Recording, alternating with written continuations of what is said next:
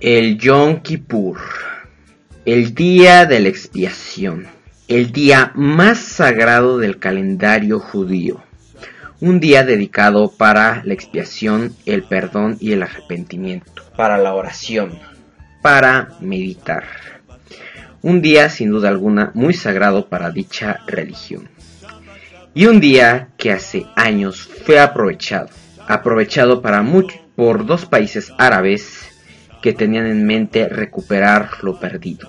Países árabes que eligieron este día tan sagrado para efectuar su venganza en contra del Estado judío de Israel, por haberles arrebatado su territorio. Y con esta sed de recuperar lo perdido, es que Siria y Egipto atacaron a Israel en el día más sagrado del calendario judío. Y es por eso que esta guerra lleva ese nombre. Y esta guerra fue el último enfrentamiento hasta la fecha, el último gran enfrentamiento entre el mundo árabe y el Estado judío. Y es por eso que por motivo de este tercer aniversario del canal, hoy traeremos este video. La guerra del Yom Kippur. Bien, comencemos. En Egipto, más precisamente en 1970, falleció el gran líder, aquel que había guiado a la población egipcia durante la crisis del Canal de Suez y aquel que los había guiado en la Guerra de los 6 días. Falleció de un ataque repentino al corazón el gran Gamal Abdel Nasser. Y en su lugar ascendió Anwar al-Sadat, quien curiosamente, a diferencia de Nasser y a diferencia de muchos países del mundo árabe, comenzaron a hablar de paz para con el Estado judío. Pero también Sadat exigía y pedía el regreso de la península del Sinaí, que le fue arrebatada a Egipto tras la Guerra de los 6 días, cosa que el Estado judío negó. Paradójicamente, en la República Árabe Siria gobernaba Hafez al-Assad, quien estaba llevando un discurso en contra del Estado judío y quien se estaba rearmando para iniciar una nueva guerra en contra de Israel, para recuperar la porción perdida de la meseta de los Altos del Golán, también en la Guerra de los 6 días. Como podemos ver, estos dos países tenían sed de recuperar lo perdido y de vengar su derrota anterior, por lo que empezaron a urdir un plan para atacar al país judío de manera simultánea y letal. Pero había un pequeño inconveniente. La Unión Soviética, que nos había ayudado en las guerras anteriores, estaba enormemente decepcionada con el mundo árabe por las pérdidas económicas que habían sufrido en las guerras anteriores, por lo que estaba dudosa sobre aceptar ayudar a estos países en un nuevo intento en contra de Israel. Sin embargo, Anwar al-Sadat declaró públicamente de que estaría dispuesto a sacrificar 1 millón de soldados egipcios por recuperar el Sinaí, aún sin el apoyo soviético. Sadat también se dedicó a expulsar a varios generales, a los cuales responsabilizó por la derrota en la Guerra de los 6 días. Pero al final, la Unión Soviética aceptó y les proporcionó a los dos países árabes, Siria y Egipto, el más moderno arsenal. Se armaron con aviones MiG, tanques T-55 y T-62, misiles antiaéreos SA-2, 3, 6, 7 y misiles teledirigidos antitanques Shager. Ya entonces empezaba a hablar de que estaban listos. Y desde luego los rumores de un nuevo ataque, del inicio de una nueva guerra, no pasaban desapercibidos para el servicio de inteligencia israelí, el Mossad, quien ya tenía enormes sospechas de parte de que sus vecinos planeaban un ataque.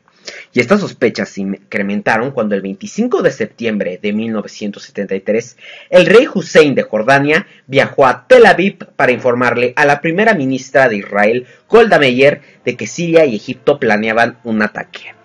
Pero sin embargo, Israel ignoró enormemente las advertencias tanto de su servicio de inteligencia como del rey Hussein de Jordania, ya que algo que ignoraba el Estado judío y hasta su propio servicio secreto era el apoyo de la Unión Soviética.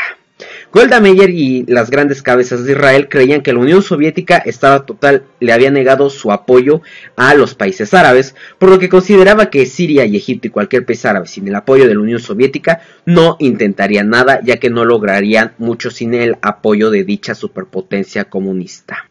Pero sin embargo, ya en vísperas del Yom Kippur, poco antes de iniciar la guerra, Ariel Sharon mandó un escuadrón de reconocimiento hacia Egipto. Lo que descubrió dejó petrificado al Estado judío. El ejército egipcio estaba preparado, estaba perfectamente modernizado, equipado, formado y listo para atacar. Fue entonces que Golda Meir convocó una reunión de emergencia con Moshe Dayan y David Elazar, donde se prepararon para lo peor. Moshe Dayan dijo de que la mejor defensa que tenían era la línea Bar-Lev y el propio canal de Suez, ya que el primero actuaba como una defensa natural, ya que tomaría enorme tiempo para que los egipcios transportaran sus tropas y ejércitos a través del canal, lo cual les daría suficiente tiempo para responder. Además de que la línea Bar-Lev se habían construido diversos campos y bancos de arena, los cuales serían un obstáculo igual de mayor aún después de cruzar el canal, lo cual les daría absolutamente el tiempo necesario para responder de manera perfecta y efectiva. David Elazar propuso un ataque preventivo. Golda Meir estaba entre estas dos posturas de sus dos líderes militares. Pero al final, Golda Meir, más que por gusto, se vio obligada a inclinar la propuesta de David Elazar, porque Richard Nixon, presidente de Estados Unidos, se lo exigió. Richard Nixon, presidente de los Estados Unidos, amenazó con negarle su ayuda. ¿Y por qué esta ayuda sería tan importante? Porque los países de la OPEP, la Organización de Países Exportadores de Petróleo, compuestos principalmente por estos países árabes, sin duda alguna darían un apoyo indirecto a Egipto y Siria. Y al saber esto, muchos países dejaron de suministrar municiones y apoyo en general al Estado judío, por temer un embargo petrolero o acciones que repercutirían en dicha industria, tan importante para el comercio mundial. Por lo que Israel se quedó solo, con el único país que le tendió la mano, y este fue los Estados Unidos. Richard Nixon y el secretario de Estado Henry Kissinger dijeron a Golda Meir de que si atacarían no la ayudarían, ya que no permitirían de que a ojos del mundo Estados Unidos apoyaría a una potencia agresora, por lo que Golda Meir se vio muy debatida entre efectuar el ataque preventivo. Pero ya estaba obvio, el tablero estaba listo y las piezas estaban a punto de moverse. Pero Golda tuvo que tomar una difícil decisión y al final notificó al embajador de Estados Unidos en Israel de que no atacaría. Según Henry Kissinger, declaró que si Israel hubiera atacado primero, no habría recibido ni un clavo. Y es con esto que con este preámbulo, el 6 de octubre de 1973, a las 2 de la tarde precisamente, Siria y Egipto atacaron simultáneamente al Estado judío de Israel. Simultáneamente, estos dos países árabes atacaron al Estado judío. Egipto desde la península del Sinaí y Siria desde los altos del Golán. Israel lo subestimó esta vez, ya que su plan se amparaba en que los egipcios tardarían al menos 48 horas, o sea 2 días, en cruzar sus defensas en el canal de Suez, tiempo suficiente para responder. Pero esto no fue así. El ejército egipcio desplegó 5 divisiones con un total de 100.000 soldados, 1.350 tanques y 2.000 cañones y morteros pesados para la contienda. Frente a ellos estaban 450 soldados de la Brigada de Jerusalén, repartidos en 16 fortalezas a lo largo del canal de Suez en la península del Sinaí. Había 290 tanques de dicha brigada, pero solo uno de ellos se dirigió hacia la frontera, hacia la línea Bar-Lev, cuando comenzaron las hostilidades. La Fuerza Aérea egipcia bombardeó las fortalezas israelíes, mientras que las tropas en tierra comenzaban a atacar desde el otro lado del canal a las tropas israelíes. Entonces, al ver a lo lejos su ansiado terreno perdido en la guerra de los 6 días, los egipcios iniciaron a cruzar el canal en botes. Y después comenzaron a detonar bombas de humo que nublaron completamente la vista de los israelíes, volviéndolos blancos más fáciles. Pero esto lo hacían con el objetivo de taparse de la fuerza aérea en caso de que lanzaran un ataque. Y es así que con esta cortina de humo lanzaron su mayor arma, su as bajo la manga: los enormes puentes PMP y los ferries GPS de ingeniería soviética. Estos puentes, como podemos ver en las imágenes, los tiraban al mar, se desplegaban y empezaban a crear un enorme puente en forma de brazo. Mientras que los ferries eran enormes plataformas flotantes capaces de resistir los tanques. En poco tiempo montaron cerca de 10 puentes y transportaron sus tanques. El plan de los israelíes, o lo que habían calculado, era de que el ejército egipcio, para lograr atravesar el canal de Suez, tomarían al menos 2 días. 2 días para que un contingente suficientemente grande atravesara el canal y evadiera los obstáculos de arena y las fortalezas. 2 días. Completamente fallaron. Este objetivo lo cumplieron los egipcios en poco más o poco menos de 10 horas. Estos puentes y estas plataformas permitieron al ejército egipcio cruzar el canal como si flotaran sobre este. Pero después, para derribar los bancos de arena, cualquiera pensaría que lo harían con dinamita o algún explosivo o artillería, pero no. Usando unas mangueras de irrigación enormemente sofisticadas y de alta presión, las sumergieron en el canal y empezaron a derrumbar los 60 bancos de arena. Es así que eliminaron todo obstáculo y toda línea de defensa israelí. En poco tiempo habían destruido la línea Bar-Lev. Egipto, entonces, al ver destruida esta línea, comenzaron a mandar escuadrones cazatanques cargados con los misiles Stryker soviéticos. Los tanques de la brigada Jerusalén comenzaron a desplegarse ya cuando vieron la caída de esta línea de defensa, pero sin embargo, esta división comenzó a atacarlos. Helicópteros egipcios llegaron a la península del Sinaí, mandando refuerzos. Tropas de Israel lograron atacarlos y derribar a algunos, pero no fue suficiente.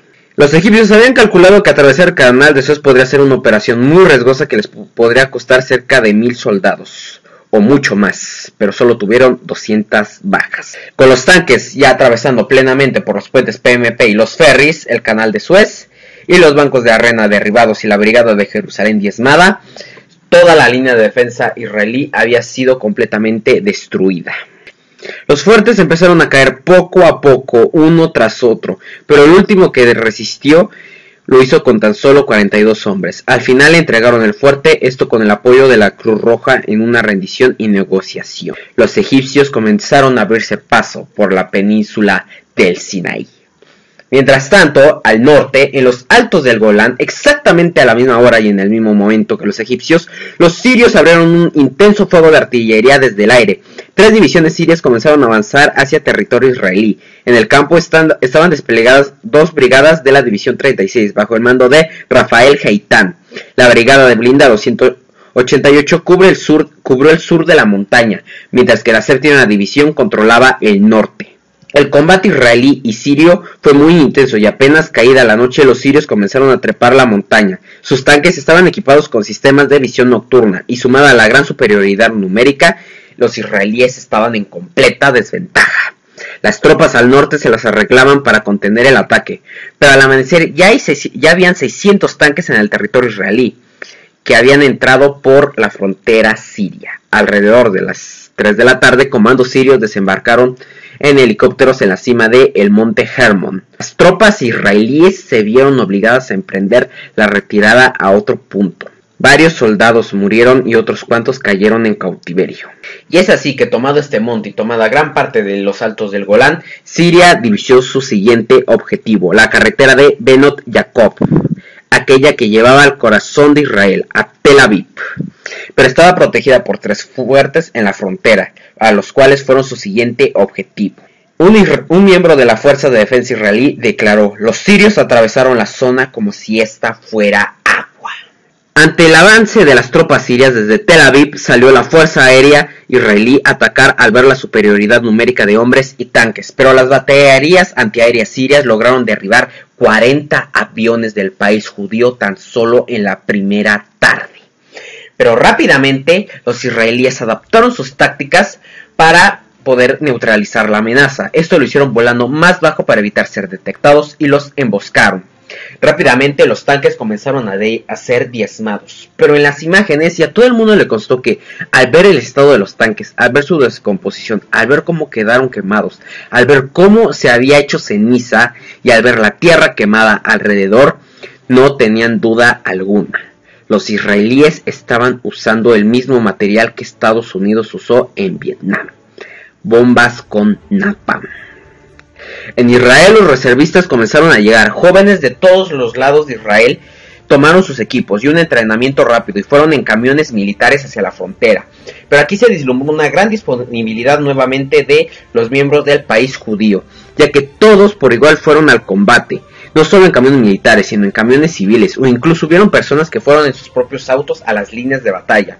Existe testimonio de que había un vendedor de leche que usó su camión de leche para llevar a otras personas e ir al Sinaí a combatir, o a los altos del Golán. Golda Meir, al ver tal disponibilidad, expresó de que su país era un pequeño país rodeado por numerosos enemigos, y que si tenía que pagar el precio por existir y por vivir, lo pagaría.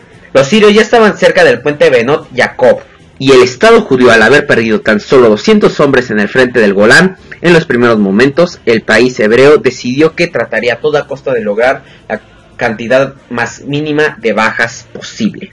Y es por eso que decidieron confiar la defensa completamente a su tecnología y a su artillería bélica. Bombardearon la posición siria, causándoles graves bajas y daños. Tomaron prisioneros, de los que se dice fueron cerca de 400. Los tanques sirios quedaron abandonados y destrozados. Los israelíes lograron tomar el monte Hermon.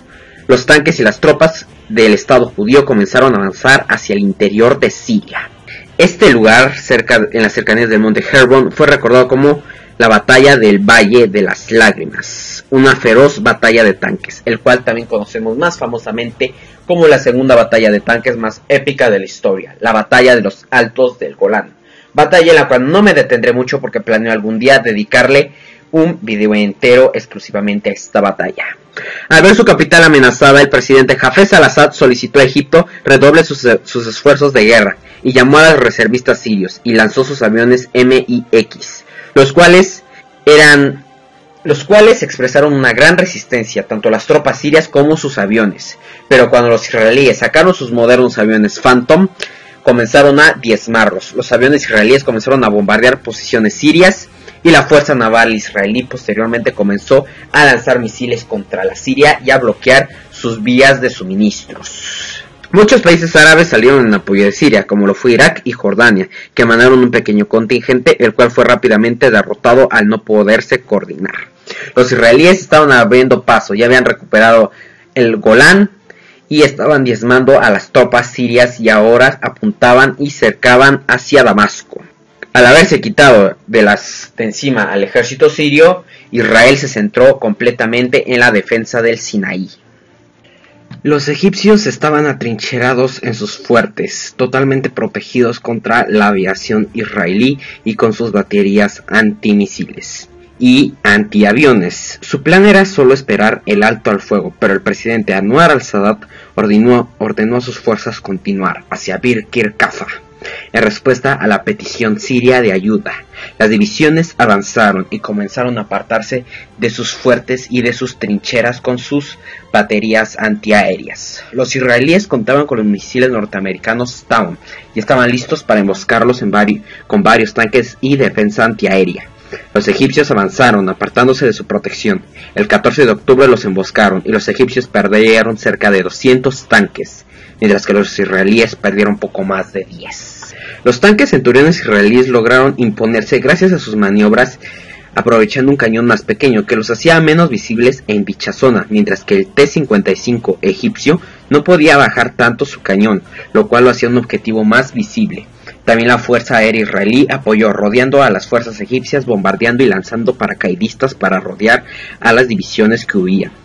Curiosamente, mientras esto pasaba en el Cairo, Sadat pronunciaba un discurso de orgullo ante la población egipcia, mostrando las imágenes de cómo habían atravesado el canal y cómo habían hecho retroceder a los israelíes. Esto curiosamente mientras los israelíes los hacían retroceder, dándole la vuelta a la jugada. Más tarde los egipcios avanzaron de regreso al canal. Las tropas israelíes comenzaron a arrasar con las baterías egipcias y con sus puentes, comandados por el general Ariel Sharon. Los paracaidistas israelíes se infiltraron e hicieron destruir los búnkeres, mientras los tanques también eran destruidos por la fuerza aérea, junto con sus baterías antimisiles. Sadat, al ver esto, cómo habían atravesado el canal y cómo incluso ya estaban formalmente en suelo egipcio, solicitó a la Unión Soviética ayuda para remediar en un alto al fuego. Mientras tanto, Moshe Dayan y David Eleazar se reunieron en el Sinaí para determinar las siguientes acciones: acechar en el interior de Egipto, como fueron algunas ciudades y poblados, e incluso llegar a la propia carretera que llevaba al corazón de Egipto, el Cairo. Pero entonces, finalmente, Con ayuda de varias potencias y principalmente de la ONU, el 22 de octubre se acordó el alto al fuego. Sin embargo, Israel violó el alto pocas horas después, avanzando y asediando el Cairo, rodeando a la división en el sur del canal de Suez. En el monte Hermon, en los altos del Golán, la bandera israelí se alzó. Pero al final, el acuerdo y el alto al fuego hecho por la ONU, el segundo específicamente, se respetó. En el kilómetro 101 de la carretera a Egipto llegó una delegación egipcia a negociar con una israelí. Algo sin duda alguna inaudito. ¿Por qué? Porque llegaban a negociar con representantes de la nación a la cual ni siquiera reconocían. La ONU mandó fuerzas para asegurar el segundo alto al fuego, y los soldados egipcios estaban tan cerca de los israelíes que podrían tocarse e incluso saludarse. El acuerdo en el kilómetro 101 de la carretera al Cairo fue el acuerdo de paz que se celebró entre la delegación egipcia e israelí, que algunos proclamaban como el gran acuerdo de paz en Medio Oriente. Las conversaciones de paz se celebraron principalmente entre estos dos. Siria y los palestinos quedaron fuera de las negociaciones. Dichas negociaciones se llevaron principalmente a cabo en los Estados Unidos. La más destacada fue la llevada el 26 de marzo de 1979, en la que Egipto e Israel firmaron un acuerdo de paz. En este acuerdo solamente se acordaba que Egipto acordaría la paz con Israel y reconocerlo, a cambio de no más guerra y a cambio de la devolución de la península del Sinaí. Pero sin embargo, poco después, en Israel surgieron los rumores, surgió la noticia de que la primera ministra Golda Meir sabía del inminente ataque que a pesar de todo, la población israelí solo vio que la primera ministra dejó sacrificar vidas de ciudadanos israelíes. Por lo tanto, las críticas fueron enormes y apabullantes. Y 8 meses después de acabada la guerra, la primera ministra renunció, dejando el cargo en manos de Isaac Rabin. Anwar al-Sadat, el presidente de Egipto, se convirtió en el primer líder árabe en viajar a Israel. Llegó a Tel Aviv y llegó a nada más y nada menos a hablar al Knesset, el parlamento israelí. Sorprendentemente habló ante la población del país que había soñado destruir. Recibió un regalo en ese entonces de manos de la propia Golda Meir para su nieto recién nacido. Esto causó enorme enojo y repudio por parte del mundo árabe. Tanto que en 1981, durante un desfile en el Cairo, Egipto, Anwar al-Sadat fue asesinado por sus propios hombres, que lo acusaban de traidor por este tratado de paz con el Estado judío de Israel. Pero su muerte, como podemos ver, no dañó los acuerdos de paz. Hoy en día, Egipto y Israel mantienen sus relaciones en paz. Y entonces, aquí lo tienen, la guerra del Yom Kippur. La última gran guerra en que los países árabes, al menos dos, se unieron para intentar acabar con el Estado judío. Una guerra la cual esconde un gran enigma y un gran misterio, pero sobre todo simboliza para algunos una muestra de paz, porque demostró cómo es que árabes e israelíes se pusieron de acuerdo, como fue el caso de Egipto e Israel. Pero no cabe duda de que esta guerra fue solo una más del eterno conflicto que continúa hasta nuestros días entre Israel y el mundo árabe. Un conflicto que sin duda alguna ya se ha cobrado, me atrevería a decir, millones de vidas. Y es con esta guerra y este resumen de este confrontamiento entre el Estado judío, comandado por Golda Meir y Moshe Dayan, contra Egipto, comandado por Anwar al-Sadat, y Siria, comandada por Hafez al-Assad, que les doy las gracias por este tercer aniversario del canal. De verdad, muchas gracias a todos ustedes. En serio, gracias por lo que hemos logrado, la cantidad de suscriptores que somos ahora. En serio, estoy muy agradecido por todo su apoyo, tanto en la página de Facebook como en el canal de YouTube.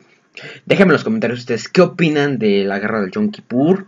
Déjenme en la caja de comentarios de quién les gustaría ver una biografía. Sé que me tardo un poco, es más, creo que bastante, pero créanme, siempre sus comentarios los tengo muy en cuenta. Sin más que decir, les mando a todos un enorme, pero de verdad gran abrazo, porque sin el apoyo de ustedes esto no sería posible. De verdad, este proyecto ha crecido como no me lo hubiera imaginado jamás. Gracias por estos 3 años de MindBook. De verdad, muchas gracias a todos ustedes. Sin más que decir, nos vemos en otro video y de verdad, gracias por estos 3 años. Adiós.